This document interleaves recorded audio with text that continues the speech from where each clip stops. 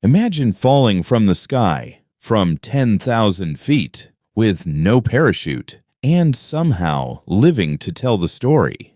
That's exactly what happened to Julianne Kopsky, a 17-year-old girl who survived one of the most unbelievable disasters in history. And it only gets stranger from here. So let's go back to Christmas Eve, 1971. Julianne and her mother were on a plane flying over the Amazon rainforest in Peru.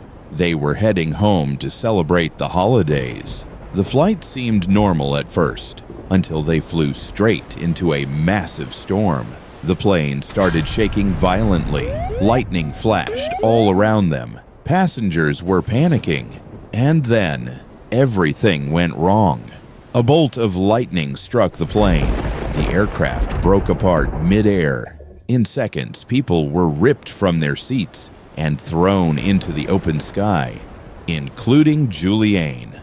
Now here's the first unbelievable twist. Julianne didn't just fall, she fell still strapped to her seat. 3 seats, actually. Her entire row had torn loose.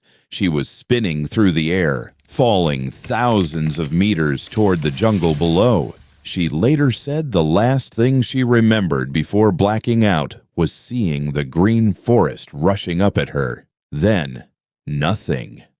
When she woke up, it was quiet. No engines, no screaming, just the sound of the jungle. She was lying on the ground, still strapped to her seat, alive, but injured. She had a broken collarbone, a deep cut on her arm, and one of her eyes was swollen shut. And she was completely alone. Here's where things take another shocking turn. Julianne wasn't just lucky. She had knowledge that saved her life. You see, her parents were biologists who studied the Amazon rainforest. She had grown up there and knew something most people wouldn't. If you're lost in the jungle, follow water, because water leads to people. So despite her injuries, she got up and started walking, barefoot, through one of the most dangerous environments on Earth. The Amazon isn't just trees, it's venomous snakes, insects, predators, infections, and endless terrain that all looks the same. But Julianne kept moving. About a day into her journey, she found a small stream. That was her lifeline. She followed it, step by step, hour by hour, day by day. Now here's something most people don't expect. She didn't try to search for other survivors. Why? Because she knew the odds. And she also knew staying in one place could mean dying. So she made a decision that likely saved her life. Keep moving forward no matter what. By day 3, her situation was getting worse. Her wounds were infected. Flies had laid eggs in her arm. She was weak, dehydrated, and exhausted. But she didn't stop. And then came another twist. Julianne started hearing something strange. Engines, boats, human activity.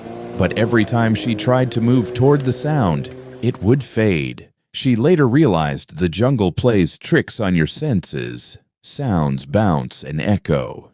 You can feel close to rescue when you're actually far away. Still, she kept following the water because she trusted what she knew. By day 7, she was barely hanging on. She had no food except small bits she found, no proper shelter, and she had been walking for a week with serious injuries. Most people wouldn't last that long. Then, on day 9, everything changed. She found a small boat tied near a hut. No people, just the boat, and a motor nearby. This was the first clear sign of civilization. But here's the problem. She was too weak to leave, so she did something incredibly brave. She stayed, alone, hoping someone would come back. And they did. The next day, local fishermen returned. At first, they were shocked to see her, a dirty, injured girl who had somehow walked out of the jungle alone. They gave her food and treated her wounds. Then they took her to safety. Now, here's one final twist that makes this story even more incredible. Julianne was the only survivor of the entire crash. Everyone else, including her mother, did not make it. Out of 92 people on board, she was the only one who lived. Think about that. Falling from the sky, surviving the impact, walking alone through the Amazon for 11 days, and making it out alive. Years later, Julianne went on to become a biologist, just like her parents. She even returned to the crash site as an adult to understand what happened. Not many people would have the strength to go back, but she did. Her story isn't just about survival, it's about knowledge, calm thinking, and the will to keep going, even when everything feels hopeless. Because in the end, what saved her wasn't luck alone, it was what she knew, and the decision to never give up.